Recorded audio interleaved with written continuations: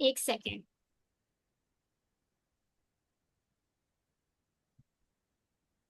Okay, कि हम किसी भी डिजीज को डायग्नोज कर सकें।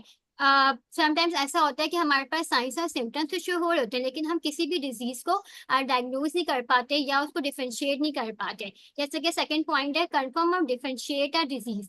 किस लिए हम कर रहे होते हैं? ताकि हम किसी भी डिजीज को या तो कंफर्म कर सकें या उसको डिफरेंशिएट कर सकें कि बेसिकली ये डिजीज है कौन सी। और क्या कि स्टेज और क्लासिफायर डिजीज। किसी भी कोई भी डिजीज है, हम उसको बासानी जो है वो लेबोरेटरी टेस्ट से फिजिशियंस जो है वो डायग्नोज कर सकते हैं या आइडेंटिफाई कर सकते हैं कि उसकी स्टेज क्या है। अगर वो फर्स्ट स्टेज है, सेकंड स्टेज है या थर्ड स्टेज है, या फिर उसको इजीली हम क्लासिफाई कर सकते हैं कि किसी भी डिजीज की टाइप क्या है। And the fourth one is monitor treatment progress. With the help of laboratory test हम जो भी ट्रीटमेंट जो है वो किसी भी पेशेंट को दे रहे हैं, तो हम इजली मॉनिटर कर सकते हैं कि जो ट्रीटमेंट हम दे रहे हैं वो प्रोग्रेस कर भी रहा है या नहीं कर रहा है। आइदर उसकी कोई थेरेपेटिक इफेक्ट शो कर रहा है या कोई एडवर्स इफेक्ट तो शो नहीं हो रहे और डिजीज क्रॉनिक तो नहीं हो रही। तो इसलिए हम सबको जो है वो लेबोरेटरी टेस्ट इसलिए भी परफॉर्म करते हैं ताकि हम अपनी ट्रीटमेंट को देख सकें कि वो प्रोग्रेस कर रहा है या नहीं कर रहा। इस पॉइंट को हम आगे जाके और फर्दर डिस्कस करेंगे। Let's move on the other slide. Okay, we have two types of a laboratory test that are performed. First one is ये मैं बाद screening में चेक test, करूंगी ये। and the second one is a diagnostic test. The screening test is a Tuesday की use in patient wow with a nice. known and a signs symptoms ये of a कौन सी disease. Tuesday की spelling, इतनी बड़ी For Tuesday की spelling. example, BP you measurement E for S होता है बस। hypertension, सही से। cholesterol test for heart disease. Okay. देखा जाए तो स्क्रीनिंग टेस्ट ये आइडेंटिफाई करता है कि कोई इंडिविजुअल किसी डिजीज या किसी कंडीशन के रिस्क पर तो नहीं है। फॉर एग्जांपल, हम ब्रेस्ट कैंसर अवेयरनेस के लिए मैमोग्राफी करवा रहे होते हैं।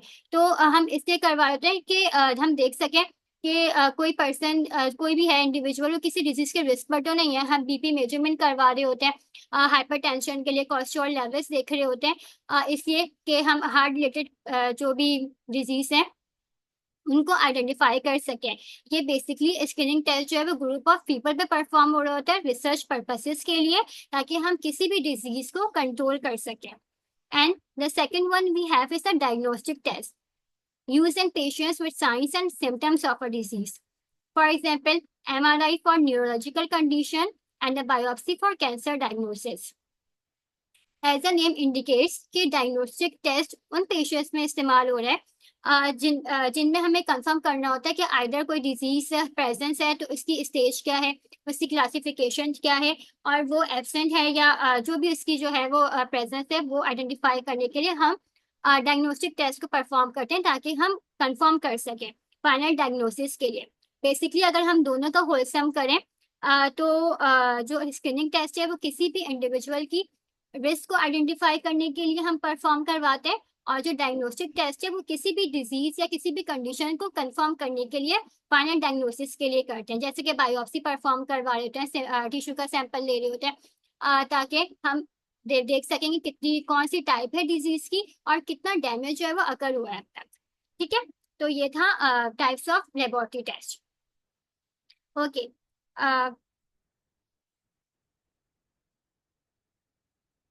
then we have monitoring drug therapy.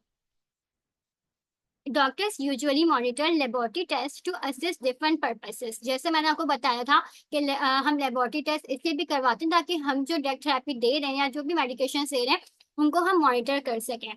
तो फर्स्ट पॉइंट हमारे पास क्या है कि assist the therapeutic and adverse effects of a drug.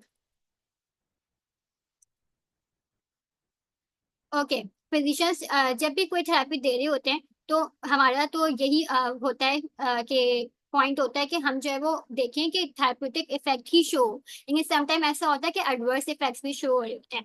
तो अगर सबसे पहले तो आप लोग को ये पता होना चाहिए कि what is therapeutic effect and what is the adverse effect. Therapeutic effect means ensure that drug is achieving the desired health outcomes और नॉट। क्या मतलब कि हम ये देखते हैं कि हमने कोई भी अगर थेरेपी स्टार्ट की है या कोई भी ट्रीटमेंट स्टार्ट किया, मेडिकेशंस दिए हैं, तो वो अपना आउटकम अचीव कर भी रही है या नहीं कर रही है।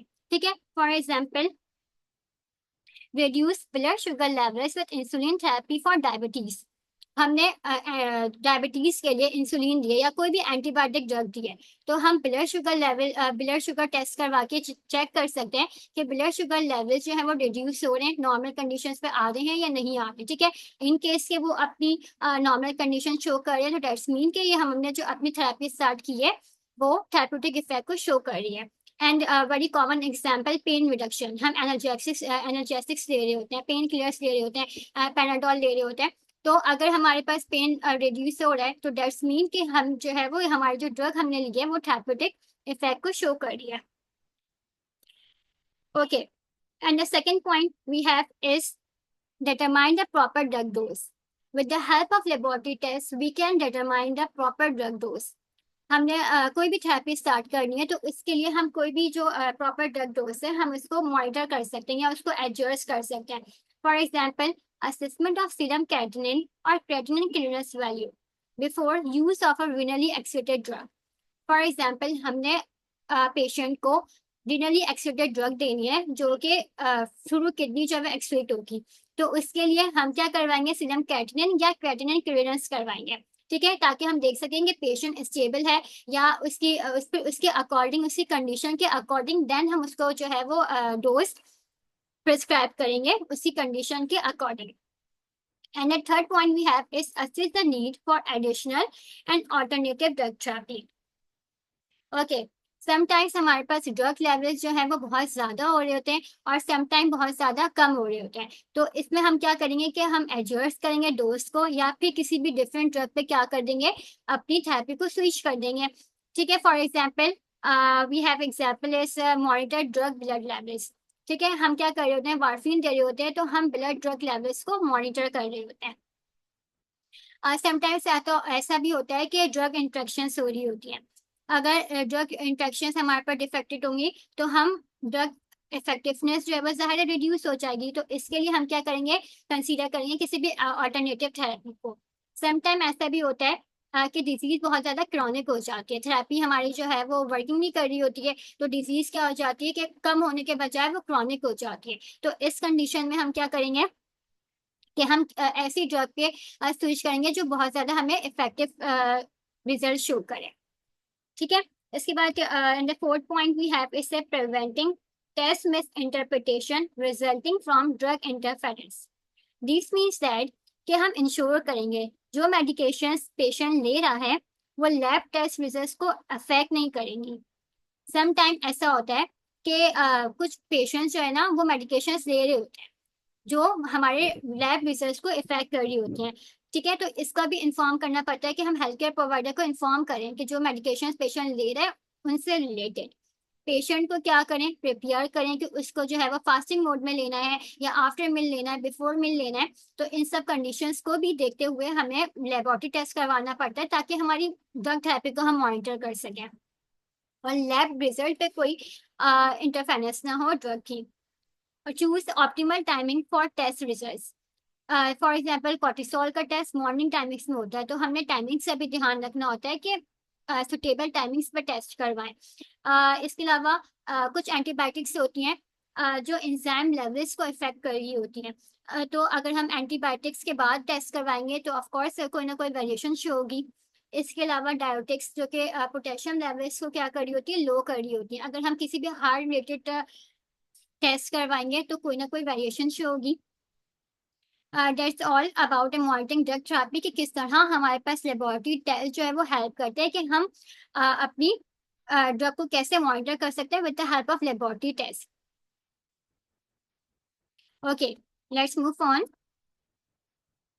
We have some considerations in ordering laboratory test. जब हम लेबोरेटरी टेस्ट कर रहे हो तो हमें कुछ चीज़ें अपने दिमाग में रखनी चाहिए क्योंकि समटाइम्स ऐसा होता है कि हमारे पास डायग्नोस्टिक टेस्ट बहुत ज़्यादा एक्सपेंसिव होते हैं जो पेशेंट अफोर्ड ही नहीं कर सकता, तो प्रे टेस्ट कंसिडरेशंस क्या क्या है, अलाइन टेस्ट, अलाइन टेस्ट करें, टेस्ट को अलाइन करें according to patient symptoms and medical history, ठीक है। इसके अलावा चूज रेलेवेंट टेस्ट, ये ना हो कि आप जो है वो अननेसेसरी टेस्ट करवा लें, क्योंकि थर्ड पॉइंट ये कॉस्ट इफेक्टिवनेस के अगर हमारे पास लेबोरेटरी टेस्ट समटाइम्स इतने एक्सपेंसिव होते हैं कि पेशेंट अफोर्ड ही नहीं कर सकता। तो जो जो हमारे पास डिजीज से रिलेटेड है, हमें लगता है कि ये डायग्नोस कर सकते हैं, तो बस वही टेस्ट करवाने चाहिए। अननेसेसरी जो टेस्ट है उनसे अवॉइड करना चाहिए। एंड पेशेंट फैक्टर्स भी बहुत जो है वो मैटर करते हैं। एज एंड सेक्स, क्योंकि हमारे पास जो सबको पता है कि वैल्यू जो है वो according to male female child different होती हैं। ठीक है, इसके अलावा एज पे भी जो है वो डिपेंड करता है। इसके अलावा मेडिकल हिस्ट्री, कोई एलर्जीज ना हो, कोई मेडिकल इंट्रेक्शंस ना हो। इसके अलावा we have the current health status को भी ध्यान में रखना पड़ता है। कोई प्रेगनेंसी की कंडीशन ना हो, किडनी फंक्शन को भी देखना पड़ता है। इसके अलावा प्रीवियस टेस्ट रिजल्ट, प्रीवियस जो हमने टेस्ट करवाए होते हैं उसके अकॉर्डिंग भी जो है वो हम क्या करेंगे कि प्रिस्क्राइब करेंगे कौन सा टेस्ट जो है वो हमने ऑर्डर करना है। इसके अलावा we have the after test जो है वो हमने कौन कौन सी चीजें कंसीडर करनी होती हैं। क्लिनिकल कोरिलेशन इंटीग्रेट करेंगे जो भी हमारे पास रिजल्ट्स हैं कि जो भी हमने पेशेंट की कंडीशन है उससे हमारे पास जो है वो जो रिजल्ट्स आए हैं वो मैच कर रहे हैं या नहीं कर रहे। इसके अलावा हम क्या करेंगे, फॉलो अप करेंगे टेस्टिंग को। जो भी हमारे पास फॉलो अप करेंगे टेस्टिंग को, जैसे कोई भी एडिशनल टेस्ट करवाने या कोई भी थेरेपी है उसको हमने जो है वो आगे फर्दर मॉनिटर करना है। तो ये सब भी हम जब देखेंगे जब हमारे पास लेबोरेटरी टेस्ट आ जाएंगे। लाइक अगर हम समटाइम जो है वो आरबीसी करवाते हैं, तो आरबीसी ब्लड टेस्ट करवाते हैं, तो ब्लड टेस्ट से हम ये डायग्नोज नहीं कर सकते कि उसमें कंडीशन क्या है। ठीक है, लेकिन हमें क्या होता है कि समटाइम्स हमें ये तो पता चल जाता है कि क्या हीमोग्लोबिन का वैल्यू है, क्या आरबीसी है। लेकिन समटाइम्स ऐसा होता है कि हमें फर्दर और टेस्ट भी करवाने की नीड होती है। तो ये सब हम प्लान कर सकते हैं आफ्टर लेबोरेटरी टेस्ट। इसके बाद है क्लिनिकल डिसीजन इम्पैक्ट। सबसे इम्पोर्टेंट पॉइंट यही है कि लेबोरेटरी टेस्ट हम बेसिकली फिजिशियंस या फार्मासिस्ट इसलिए ही प्रिस्क्राइब करते हैं ताकि वो एक तो थेरेपी को मैनेज कर सकें कि हमने थेरेपी कौन सी इस्तेमाल करनी है, और दो भी थेरेपी की डोज है ये एडजस्टमेंट्स हैं उनको मैनेज कर सकें। So that's all from my side, and now Dania will continue for the topics.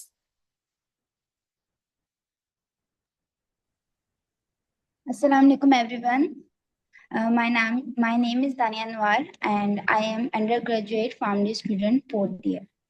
तो जैसे कि आपने अभी देखा कि हमारे पास जो है वो लेबोरेटरी टेस्ट क्या होते हैं, लेबोरेटरी टेस्ट को किस तरीके से क्लासिफाई किया जाता है और हमारे पास ड्रग थेरेपी को किस तरह से मॉनिटर किया जाता है। अब हमारे पास है कि हमारे पास नॉर्मल लेबोरेटरी वैल्यूज क्या होती हैं। सबने ही लैब रिपोर्ट्स देखी होंगी, तो उसमें हमारे पास हम जो भी टेस्ट कराते हैं उसका हमारे पास रिजल्ट आता है, लेकिन एक साइड पे हमारे पास कुछ लेबोरेटरी वैल्यूज लिखी हुई होती है।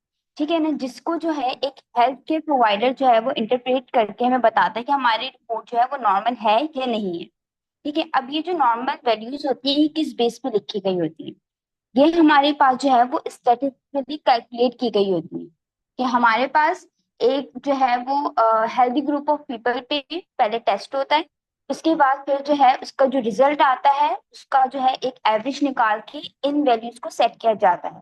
सही है, जिसकी बेस पे हम बताते हैं कि हमारी रिपोर्ट नॉर्मल है या फिर नहीं है। अब हमारे पास क्या होता है, बहुत सी दफा ऐसा होता है कि हमारे पास जो लैब रिपोर्ट होती है उसमें जो नॉर्मल वैल्यूज लिखी होती है और हमारा जो टेस्ट होता है वो हमारे पास थोड़ी इसमें वेरिएशन आ रही होती है। ठीक है, तो अगर हमारे पास वेरिएशन आ रही है तो हमेशा इस चीज का मतलब ये नहीं होता कि आपको कोई ना कोई डिजीज या कोई ना कोई इलनेस है। फॉर एग्जाम्पल अगर बात करें हम नॉर्मल ब्लड ग्लूकोज की, तो हमारे पास इसकी रेंज कितनी होती है, 70 to 99 mg/dl इसकी रेंज होती है। अगर एक इंडिविजुअल है और इसका हमारे पास जो है जो ग्लूकोज लेवल है वो 105 mg/dl आया है, तो हम इसको डायरेक्ट ये नहीं कहेंगे कि आपको जो है वो डायबिटीज है। सही है, मे बी कि उसका हमारे पास glucose level at the time बढ़ा हुआ हो किसी स्ट्रेस की वजह से, या उससे कोई रिसेंट मील ली हो तो इस वजह से उसका बड़ा बड़ा हुआ हो। तो हमारे पास जो हेल्थ केयर प्रोवाइडर्स होते हैं वो हमारे पास उस रिपोर्ट को, अगर हमारे पास कोई वेरिएशन आ रही होती है तो उस रिपोर्ट को फर्दर इवेल्युएट करते हैं, और फिर उसके साथ साथ उनको वो जो है वो पेशेंट के सिम्टम्स को देखते हैं, पेशेंट के क्या सिम्टम्स आ रहे होते हैं, उसकी क्या हिस्ट्री है। इसके अलावा अगर जो है एडिशनल टेस्ट की नीड होती है तो फिर टेस्ट करवाए जाते हैं, अदरवाइज जो है इस बेसिस पे हमारे पास जो है वो आगे टेस्ट करवाए जाते हैं कि आपके पास अगर कोई सिम्टम्स उसके आ रहे हो, वरना थोड़ी बहुत वेरिएशन जो है वो आती है। ये हमारे पास जो जितनी भी नॉर्मल वैल्यूज होती है, हमारे पास एक बेस लाइन होती है, ठीक है ना, जिसकी बेस पे हम बता रहे होते हैं कि हमारे पास जो हमारा टेस्ट रिजल्ट है वो नॉर्मल है या नहीं। उसके बाद और बहुत सारे फैक्टर्स होते हैं जो हमारे पास जो है वो इफेक्ट कर रहे होते हैं हमारी नॉर्मल वैल्यूज को। इसमें हमारे पास एज है, जेंडर है, रिसेंट मील है, और बहुत से और फैक्टर भी हैं। अगर हम एज की बात करें तो हमारे पास कुछ लैब की वैल्यूज होती हैं जो कि नेचुरली खुद ही एज के साथ चेंज हो जाती हैं। जैसे अगर कोई न्यू बॉर्न होता है, ठीक है, उसका जो हीमोग्लोबिन लेवल होता है वो हमारे पास डिफरेंट होता है एक एडल्ट से। तो हमारे पास उसकी जो नॉर्मल लेबोरेटरी वैल्यूज है वो चेंज होंगी, ठीक है। सेकेंड हमारे पास जेंडर आता है। हमारे पास जो मेल और फीमेल होती हैं, मेल और फीमेल में जो है वो हार्मोनल और फिजियोलॉजिकल डिफरेंसेस होते हैं। सही है। जैसे कि अगर इसमें देखें तो हमारे पास जो मेल होता है और जो फीमेल है, दोनों में जो लेवल ऑफ हीमोग्लोबिन होता है वो डिफरेंट होता है। उसके अलावा हमारे पास कुछ जो है वो हार्मोनल लेवल्स भी होते हैं, जैसे कि टेस्टोस्टेरोन या फिर एस्ट्रोजन लेवल, ये भी हमारे पास डिफरेंट होता है। उसके बाद थर्ड वन हमारे पास रिसेंट मील, कि आपने जो है अगर बहुत से टेस्ट ऐसे होते हैं जिसमें आपको क्या होता है, क्या रिक्वायर्ड होता है कि आपको फास्टिंग करनी होती है, ठीक है। जैसे फॉर एग्जाम्पल कि आपने जो है वो अगर फूड इंटेक कर लिया है तो आपके पास जो लेवल और ब्लड ग्लूकोज होता है वो ऑल्टर हो जाता है, ठीक है। तो इस सारे फैक्टर हमारे पास इफेक्ट करते हैं। उसके अलावा हमारे पास एक ये भी है कि हमारे पास जो डिफरेंट लैब्स होता है ना, उनकी डिफरेंट नॉर्मल रेंजेस होती हैं। जो नॉर्मल लेबोरेटरी वैल्यूज होती है उसमें थोड़ी बहुत वेरिएशन होती है। जैसे अगर आप जो है इंडस हॉस्पिटल है, उसकी अगर आप नॉर्मल वैल्यूज देखें तो उसमें और डाउ के नॉर्मल वैल्यूज में थोड़ा बहुत डिफरेंस होगा। अब वो डिफरेंस क्यों होता है? वो इसलिए होता है क्योंकि मे बी कि उन्होंने जो इक्विपमेंट्स यूज किए हैं वो हमारे पास डिफरेंट होता है, जाहिर है। उसके अलावा हमारे पास टेस्टिंग मेथड डिफरेंट होता है, जिसकी बेस पे क्या होता है कि इनके जो हमारे पास नॉर्मल वैल्यूज होती हैं वो डिफरेंट होती हैं दूसरे लैब से।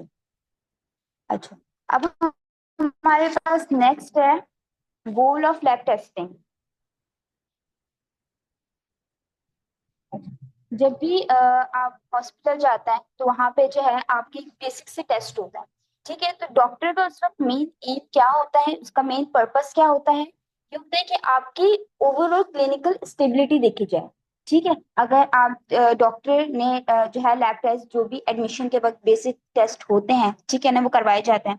तो उसमें हमारे पास गोल ये नहीं होता कि हर लैब टेस्ट है वो एक नॉर्मल रेंज में है, कि आपकी हर एक वैल्यू आपके एक नॉर्मल रेंजेस में है, बल्कि एम ये होता है कि पेशेंट की जो है एक ओवरऑल हेल्थ सेफ है या फिर नहीं है। इस चीज को हम क्लिनिकल स्टेबिलिटी कहते हैं।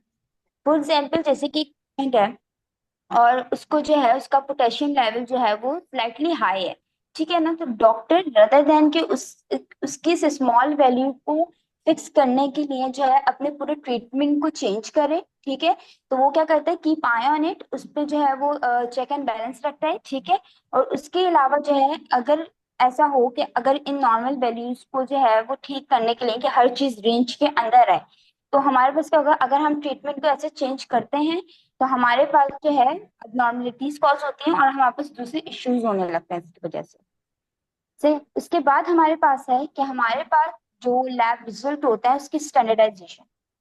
सबने ये लैब रिपोर्ट क्या चेक कार्रवाई पाहिना मामू तरी त्याची होत नाही खड़ी है नहीं दार दार जो भी हमारे पास लैब, किसी का माइक खुला हुआ है, काइंडली बंद कर लें। इसके अलावा स्टैंडर्डाइजिंग लैब रिजल्ट, हमारे पास जो भी लैब रिपोर्ट होती हैं उसमें हमारे पास जो है जो भी हमारा रिजल्ट आता है उसके आगे कुछ यूनिट्स लिखे हुए होते हैं। तो वो यूनिट्स जो है एक इंटरनेशनल सिस्टम ऑफ यूनिट है जिसने ग्लोबली जो है एक स्टैंडर्ड सेट किया हुआ है कि हमारे पास जो भी लैब रिजल्ट आएगा उसके अंदर एसआई यूनिट्स यूज होंगे इंस्टीड ऑफ कन्वेंशनल यूनिट्स। अब एसआई यूनिट से क्या मतलब कि हमारे पास जैसे इसमें जो है मोल यूज होगा इंस्टीड ऑफ ग्राम के, ठीक है। अब इसके अलावा हमारे पास एज ए नॉलेज एक ये बात है कि हमारे पास यूएस के अंदर जो है बहुत से ऐसे क्लिनिक्स हैं जो कि हमारे पास जो है कन्वेंशनल यूनिट को भी यूज कर रहे हैं ऐसा यूनिट के अलावा, ठीक है। तो इसमें उनको क्या करना पड़ता है, जब वो इंटरप्रेट करते हैं किसी भी लैब रिपोर्ट को तो उनको इस चीज पे चेक करना पड़ता है कि कौन सा यूनिट जो है वो यूज हुआ है। इसके अलावा हमारे पास आगे है रिकॉर्गनाइजिंग लेबोरेटरी एरर। सही है। कोई भी टेस्ट करवाया जाता है तो कभी कभार क्या होता है कि लेबोरेटरी एरर्स आ जाता है। अब ये लेबोरेटरी एरर्स क्या होता है और कैसे आते हैं? सही है, तो मे बी कि जब आपका सैंपल जो लिया गया है वो इनकम्प्लीट सैंपल लिया गया है या फिर वो स्पॉइल सैंपल लिया गया है। इसके अलावा ये हो सकता है कि जब आपका सैंपल कंडक्ट किया जा रहा था वो रॉन्ग टाइमिंग, ठीक है ना। जैसे कि कुछ टेस्ट ऐसे होता है जिनकी कुछ टाइमिंग होती है कि आपको कहते हैं कि आप सुबह आएंगे तो फिर उसी वक्त आपका ये टेस्ट मम्मा इसके मैं अलावा अभी मैं हमारे आपके साथ में जो ड्यूरिंग टेस्टिंग जो है वो कोई फॉल्टी रिएजेंट यूज कर लिया गया है। ठीक है, जब टेस्ट हो रहा होता है तो आपने जो रिएजेंट यूज करा था उसमें कोई फॉल्टी रिएजेंट यूज कर लिया गया, या ये हो सकता है कि पेशेंट की डाइट का और उसकी मेडिकेशन को कंसीडर नहीं किया गया। तो ये हमारे पास सारी इन वजूहात की वजह से जो है वो एरर हो सकता है। उसके अलावा हमारे पास अब ये एरर अगर हो जाता है तो व्हाट टू डू। ठीक है, तो हमारे पास जो डॉक्टर होता है उनके पास पेशेंट की हिस्ट्री होती है, पेशेंट के सिम्टम्स उनको पता होता है। तो उनकी एक्सपेक्टेशन होती है कि हमारे पास जो भी लैब रिजल्ट आएगा वो हमारे पास ये आएगा। लेकिन अगर लैब रिजल्ट आता है एरर की वजह से वो सही रिजल्ट नहीं आता है, तो हमारे पास जो भी डॉक्टर होते हैं वो हमारे पास जो है उनको अंदाजा हो जाता है कि ये ड्यू टू लेबोरेटरी एरर, वो इस चीज को कंसिडर कर सकते हैं कि हाँ मे बी के लेबोरेटरी एरर की वजह से सही नहीं आया है रिजल्ट। तो वो क्या कंसीडर करते हैं कि आपकी जो है फिर वो रीटेस्टिंग करवाते हैं। इसके बाद जो है हमारे पास कुछ कॉमन टेस्ट होते हैं ड्यूरिंग हॉस्पिटल एडमिशन। जब हॉस्पिटल में eight the time of admission, सही है, तो हमारे पास कुछ बेसिक से टेस्ट होता है जिसमें हमारे पास फर्स्ट वन है ईसीजी, इलेक्ट्रोकार्डियोग्राम, जिसमें आपकी ओवरऑल जो हार्ट की हेल्थ है उसको देखा जाता है। ठीक है, उसके बाद सेकंड है हमारे पास है चेस्ट एक्सरे, जिसमें अगर आपके पास कोई रिस्पिरेटरी सिम्टम्स आ रहे हैं उसमें आपके करवाया जाता है। इसके अलावा अगर आपका जो है वो कुछ चेस्ट इन्फेक्शन है तो करवाया जाता है। उसके अलावा थर्ड वन हमारे पास है बेसिक मेटाबॉलिक पैनल। इसमें आपका जो है वो इंक्लूड होता है कि आपके इलेक्ट्रोलाइट्स, आपके ग्लूकोज, कैल्शियम, इन सारी चीजों को मेजर किया जाता है। फिर हमारे पास होता है सीबीसी। सीबीसी में आपके पूरे ब्लड को एग्जामिन किया जाता है। और हमारे पास एट लास्ट हमारे पास जो है यूरिन की कॉम्पोजिशन, यूरिन टेस्ट होता है जिसमें आपको यूरिन की कॉम्पोजिशन देखी जाती है। ठीक, तो इन सारे टेस्ट को क्यों करवाया जाता है eight the time of admission? ताकि एक जो है ओवरव्यू मिल जाए जो भी बॉडी का फंक्शन है, ठीक है ना। ताकि जो भी हमारे पास हेल्थ केयर प्रोवाइडर्स हैं वो पेशेंट की जो हेल्थ स्टेटस है उसको अच्छे से अंडरस्टैंड कर सकें और जो भी नेसेसरी ट्रीटमेंट है वो जो है शुरू हो सके। उसके बाद हमारे पास जो है हमारे पास जो लैब टेस्ट होता है उसमें हमारे पास टाइप्स ऑफ लैब टेस्ट और इसके रिजल्ट। तो हमारे पास टोटल 3 टाइप के जो है वो लैब टेस्ट होता है। Number one is quantitative test. Quantitative test में क्या होता है कि हमारे पास जो लैब की नॉर्मल रेंजेस होती है ना, नॉर्मल जो भी हमारे पास वैल्यूज लिखी होती हैं, जो हमारे पास रिजल्ट आता है, जो हमारे पास वैल्यूज लिखी होती है वो रेंजेस की फॉर्म में होती हैं। जैसे अगर हम बात करें कि पोटेशियम का लेवल 3.5 to 5, तो आपका जो रिजल्ट आएगा वो देखा जाएगा कि इस रेंज में है या नहीं है। ठीक है, तो फर्स्ट वन ये हो गया। दूसरा हमारे पास है क्वालिटेटिव टेस्ट। क्वालिटेटिव टेस्ट में क्या देखा जाता है कि आइदर कि आपका टेस्ट पॉजिटिव आया है या फिर नेगेटिव आया है। जैसे कि हमारे पास प्रेगनेंसी टेस्ट होता है तो उसमें देखा जाता है कि पॉजिटिव है या नेगेटिव, मतलब किसी चीज की प्रेजेंस है या नहीं। ठीक है, इसके अलावा कोविड-19 का टेस्ट था, ठीक है, तो उसमें भी यही था कि पॉजिटिव होता था या नेगेटिव होता था। तो ये हमारे पास क्वालिटेटिव टेस्ट होता है। और थर्ड वन हमारे पास सेमी क्वांटिटेटिव टेस्ट होता है जिसमें आपकी जो है वो डिग्री या कंसेंट्रेशन देखी जाती है किसी सब्सटेंस। जैसे कि एग्जाम्पल ये कि अगर जो है वो हमारे पास ग्लूकोज देखा, यूरिन के अंदर ग्लूकोज देखा जाए तो हमारे पास इस तरह लिखा होता है 1+2+3+। मतलब कि आपको ये हेल्प करता है एवेलुएट करने में कि आपकी कंडीशन कितनी सीवियर है। ठीक है, इसमें आपको कंडीशन की सिवियरिटी के मालूम पता चलता है कि आपकी कितनी जो है कंडीशन सीवियर है। फिर हमारे पास आगे जो है एट लास्ट हमारे पास ये है कि आपकी जो कोई भी लैब टेस्ट होता है आप उसकी क्वालिटी के बारे में, आप उसकी क्वालिटी कैसे देख सकते हैं। ठीक है, कोई भी लैब टेस्ट है तो उसकी क्वालिटी मालूम करने के लिए हमारे पास मेनली 2 फैक्टर्स होते हैं। एक हमारे पास होता है एक्यूरेसी और दूसरा हमारे पास होता है प्रिसीशन। अच्छा, अब एक्यूरेसी क्या होता है कि हमारे पास हमारा कोई भी टेस्ट है, ठीक है, हमारा जो टेस्ट हमने करवाया उसका जो भी रिजल्ट आया है वो हमारे पास कितना ज्यादा एक्यूरेट है हमारी एक्चुअल वैल्यू से।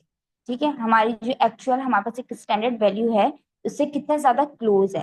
सही है। जैसे फॉर एग्जाम्पल अगर जो है एक ग्लूकोज, हम ग्लूकोज टेस्टिंग कराएं, ब्लड ग्लूकोज, तो हमारे पास उसकी एक रेंज होती है, उसकी एक वैल्यू होती है जिसको 100 mg/dl, ठीक है, नॉर्मल है।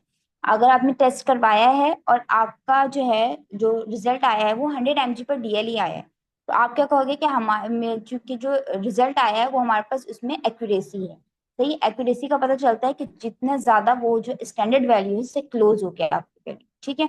इसके अलावा प्रिसीशन, प्रिसीशन क्या होता है कि आपने जो भी टेस्ट करवाया है उसमें कंसिस्टेंसी या रिपीटेबिलिटी है।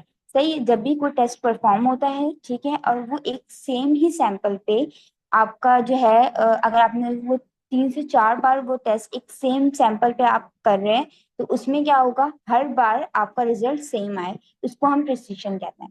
सही है। जैसे अगर हमारे पास हमने कोई टेस्ट करवाया और टेस्ट किया, और उसमें जो है हमने 1 बार, 2 बार, 3 बार, अगर तीनों बार या फिर जो है जितनी बार भी, 5 बार, ठीक है, उसमें हमारे पास एक ही वैल्यू आती है। जैसे हम ग्लूकोज टेस्ट की बात करें, तो अगर हमारे पास जो है पहली दफा 100 mg/dl आया, दूसरी दफा 99 आया, फिर 100 आया, फिर 99 आया, तो इसमें क्या होगी, प्रिसीशन होगी। अगर केस ऐसा होता है कि हमारे पास जो है कभी कभार जो है 100 आया, फिर उसके बाद जो है 98 आया, 97 आया, तो इस केस में हमारे पास प्रिसीशन नहीं होगी, ठीक है। तो हमारे पास अगर लैब टेस्ट है, ठीक है ना, उसमें दोनों चीजें हैं, एक्यूरेसी भी है और प्रिसीशन भी है। तो हम ये चीज कंसीडर करते हैं कि हमारी जो भी टेस्ट रिजल्ट है वो जो है एक ट्रस्टवर्दी, एक जो है ट्रस्टवर्दी हमारे पास टेस्ट रिजल्ट आता है, ठीक है। तो that's all for today. Thank you so much. इसके अलावा ये जो है आज का सेशन जो था वो एक इंट्रोडक्शन पे था कि हमारे पास क्या जो है वो क्लिनिकल जितने भी टेस्ट होते हैं उनकी क्या एक जनरल प्रिंसिपल है, ठीक है ना, एक बेसिक चीज़ों के बारे में, ठीक है। उसके अलावा कल से जो है हमारे पास जो है डिफरेंट टेस्ट शुरू होंगे। जैसे कल जो है वो हमारे पास हेमेटोलॉजी टेस्ट है, जिसमें जो है कंप्लीट सीबीसी के बारे में, ठीक है ना, कंप्लीट जितनी क्या उसके अंदर सब्सटेंस है, ठीक है ना, कोई चीज़ आपकी बढ़ी हुई है, कोई चीज़ आपकी कम है, तो वो किस वजह से बढ़ी हुई है, किस वजह से कम है, ठीक है ना, क्या कंडीशंस होती हैं, क्या नॉर्मल रेंजेस होती हैं। तो हमारे पास ये सारी चीजें जो है वो कल से शुरू होंगी। और कल हमारे पास जो है वो हेमेटोलॉजी टेस्ट है, और उससे फर्दर जो है आगे पूरे वीक जो है वो डिफरेंट टेस्ट है। Thank you so much. ठीक है, थैंक यू सो मच दानिया। अब आप लोगों को ये बता रहा हूँ मैं कि आपके जो भी सेशंस हो रहे हैं इसकी अटेंडेंस मार्क की जा रही है। और अभी आज के जो सेशन है इसके अटेंडेंस मार्क करने का तरीका ये है कि आप अपने कमेंट बॉक्स में अपना नाम, अपनी यूनिवर्सिटी का नाम मेंशन करें।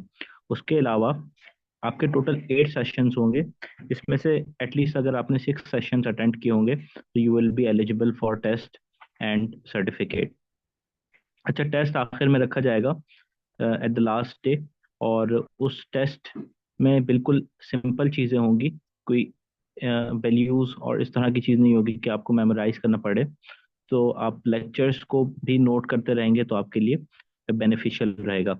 उसके अलावा डॉक्टर शिराजी 2 डिफरेंट प्रोग्राम्स लेकर आ रहा है आप लोगों के साथ, एक एम्बेसडर प्रोग्राम और एक वॉलंटियर प्रोग्राम।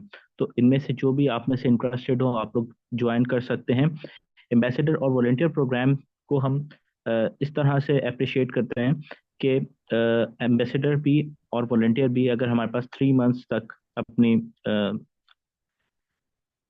सर्विसेज हमें प्रोवाइड करते हैं तो हम उनको सर्टिफिकेट्स प्रोवाइड करते हैं और उसके अलावा लेटर ऑफ रिकमेंडेशंस प्रोवाइड करते हैं। So thank you so much. आज का उम्मीद है कि आपको सेशन अच्छा लगा होगा। और शुरू का पहला सेशन था तो इसलिए इसको कंसाइज रखा गया है। और कल से इंशाल्लाह सेशन शुरू होंगे आपके हेमेटोलॉजी के। Thank you so much. किसी का कोई क्वेश्चन है तो ज़रूर पूछिए।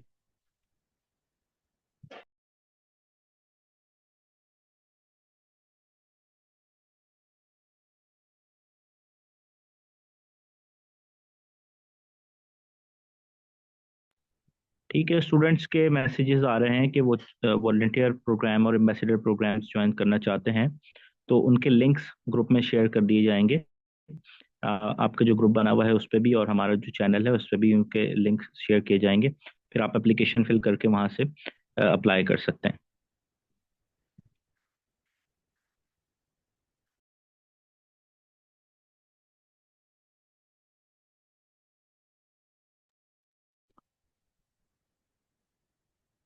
फराह जहरा का ये क्वेश्चन है कि माइक्रोबायोलॉजी में टेस्ट कैसे रीड होते हैं। तो ये हर टेस्ट के हवाले से हम डिस्कस करेंगे। हेमाटोलॉजी भी है हमारे पास, यूरिन एनालिसिस भी है, उसके अलावा सीरम के टेस्ट हैं और इलेक्ट्रोलाइट भी हैं। तो उनके तमाम कैटेगरीज के अंदर हम बताएंगे आपको कि किस तरह से, रिपोर्ट्स भी इंशाल्लाह आप लोगों के साथ शेयर करेंगे कि किस तरह से आप रीड कर सकते हैं। So wait, we will share upcoming session में आपको इंशाल्लाह हम सिखाएंगे।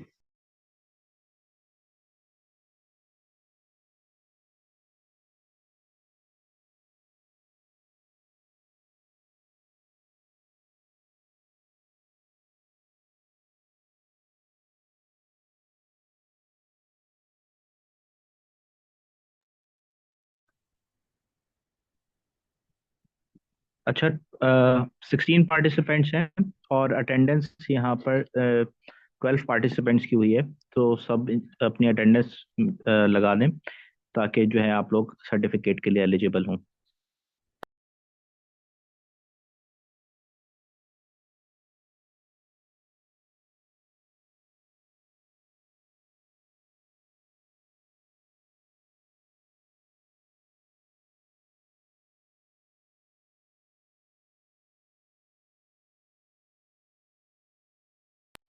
ठीक है, और किसी का कोई क्वेश्चन हो तो प्लीज़ पूछ लीजिए, फिर एंड करते हैं मीटिंग।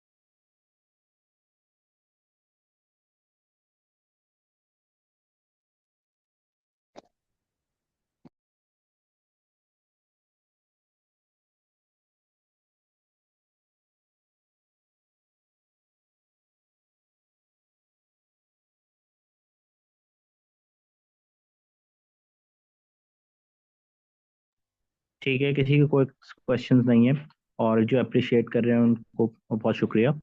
और इंशाल्लाह आप इस कोर्स के साथ जुड़े रहें और इंशाल्लाह आपको हम इतना एबल कर देंगे कि आप जो है वो क्लिनिकल रिपोर्ट्स पढ़ सकें। Thank you so much. That's all from for today. अल्लाह हाफिज़।